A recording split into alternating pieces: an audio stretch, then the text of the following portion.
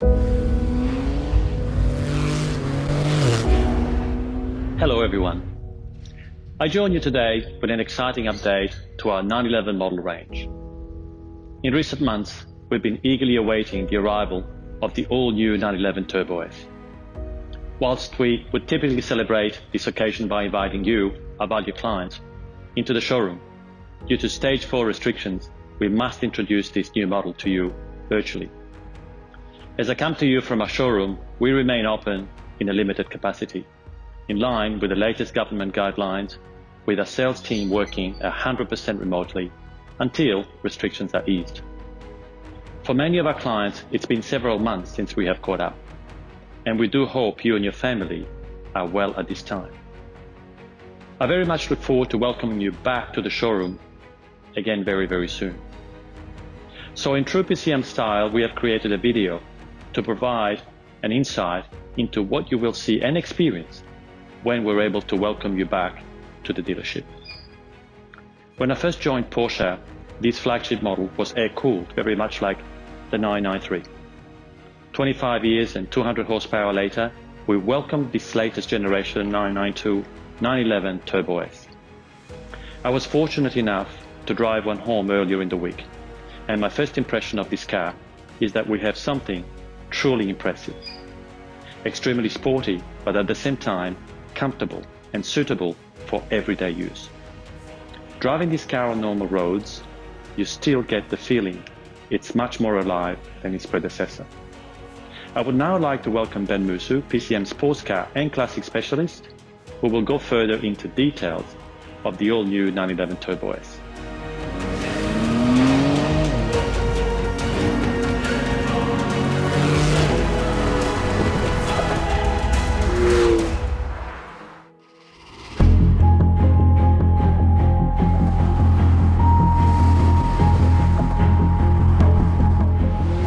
Hello everybody, welcome to my front garden. I want to talk to you all today about a car that we are all very excited about. In fact, every time at PCM that we are given the opportunity to introduce to everybody the flagship of the 911 range, the Turbo S, it's a very exciting time. This time round, this represents 45 years of development of the Porsche 911 Turbo family. And the interesting thing is that 45 years ago, when we started with production turbos, it was as a consequence, almost as an accident, that we had to build a racing car based on the 911 that was turbocharged. As a consequence of the 917 being banned after the 1973 season and the big engine cars from the World Sportscar Championship no longer being eligible, Porsche was forced to turbocharge a version of the Carrera for competition, and nearly by accident took a second place overall at Le Mans in 1973. The recourse from that was that to take part in Group 4 and Group 5, we had to build a car to allow us to enter those groups based on production. And that very first car was the 3-litre 911 Turbo, which came out in 1974. It wasn't overwhelmingly different to a normal 911 at the time visually. Yes, it had wider wheels and bigger guards, and obviously there was a bit more attention paid to downforce than there was in a standard 911. But the great thing about that car and its purity was that with each successive generation of turbo, right up until 992, you can see the evolution that the car has taken, and no other version of the 911 has taken such a linear path of evolution.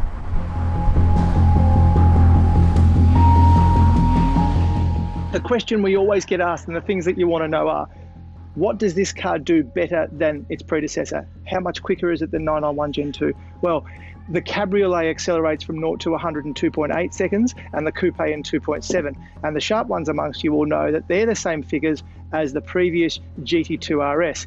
That is formidable for a road car, particularly one that the roof comes off.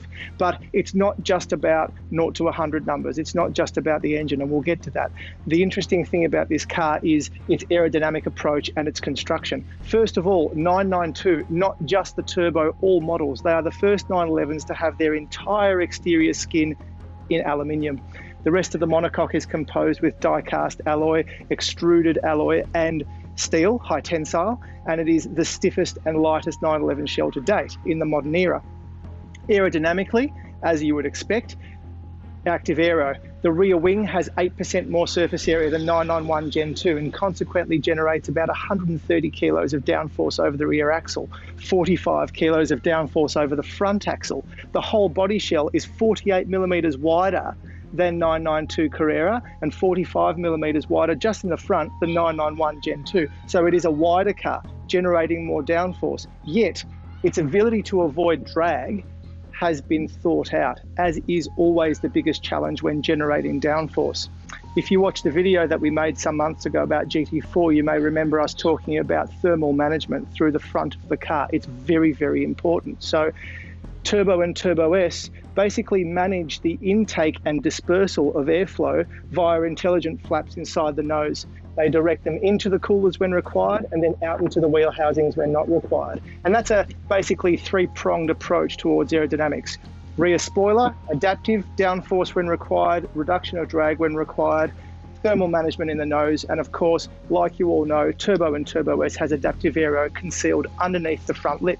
There is a 3-position rubber lip which is activated in multiple sections in multiple modes, dependent on road speed and the mode that is activated by the driver.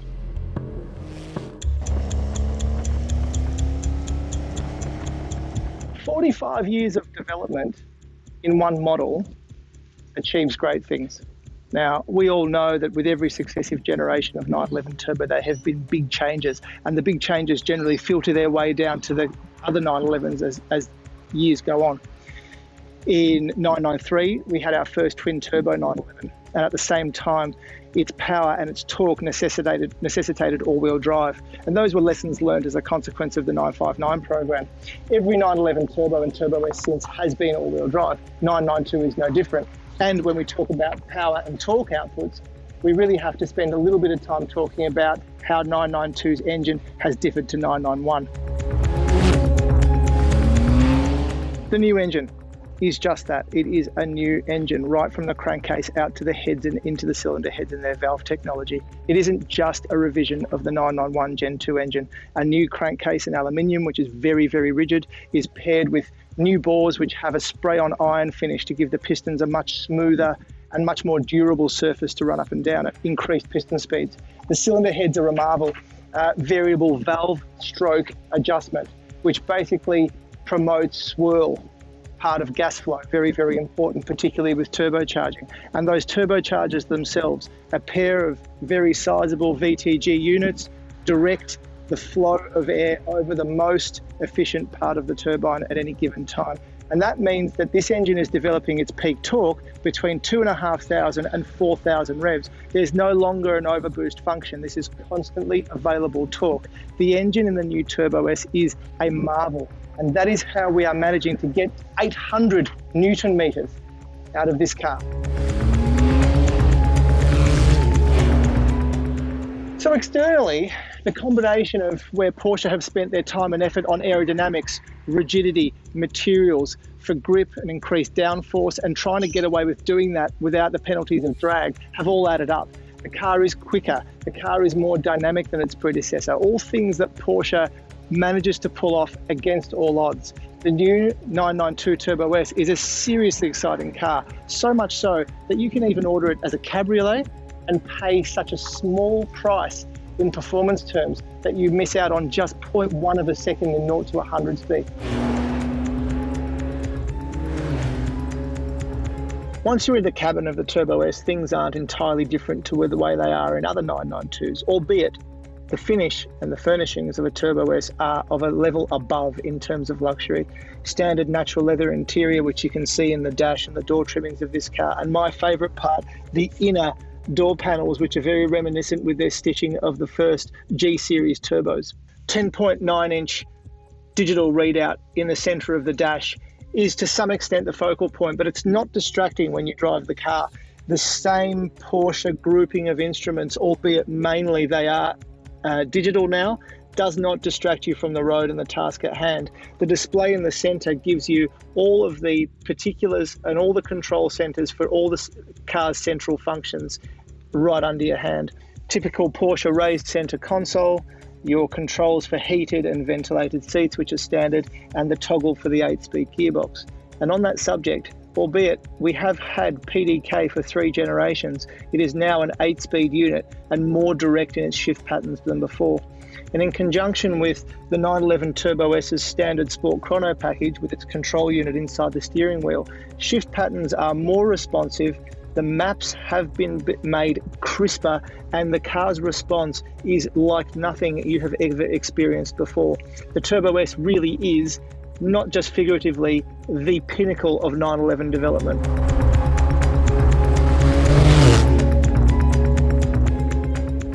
Sitting in the cabin really underscores what the bottom line thing about 911 Turbo S is, and that is that despite all the talk about technology, output, power, torque and performance, the great thing about these cars is that they are comfortable and easy to use like no other. There is no other car on the planet which is as rapid as this and devastating even on paper or real life that you can take to the circuit and drive in a way which is intimidating to people with other cars. But you can get in these things and drive them to the shops in the same way that you can take one of our SUVs to the shops. They are utterly usable cars, and that is what makes us so endeared to them. They are brilliant things.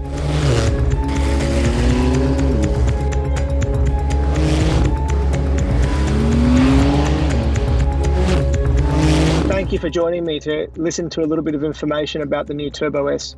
It is certainly a strange time that we're living through, and we hope to see you all back in the dealership very soon in a more conventional way.